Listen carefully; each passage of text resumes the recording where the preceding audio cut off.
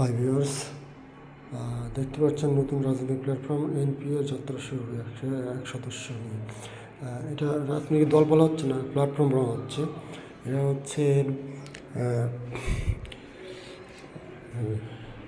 আন্দোলনের সময়কার বিভিন্ন রাজনৈতিক সংগঠনের সাথে জড়িত ছিল, যারা আন্দোলনের সাথে জড়িত এদেরকে নিয়ে, বিশেষ করে ছাত্র সংগঠনগুলো থেকে বামসহ বিভিন্ন ধরনের ছাত্র সংগঠন, এনসিপি থেকেও কয়েকজনকে নিয়ে সব মিলে একটা রাজনৈতিক প্ল্যাটফর্ম তৈরি করা হয়েছে।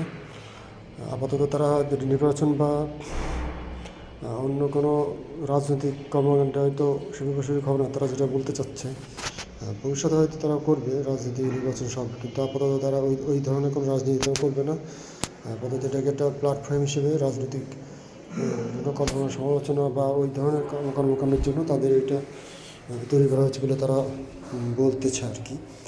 ভবিষ্যতে তারা নির্বাচন দিয়ে যেতেও পারে।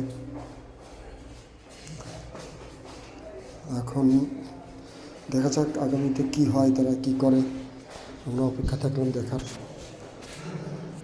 এনপিএ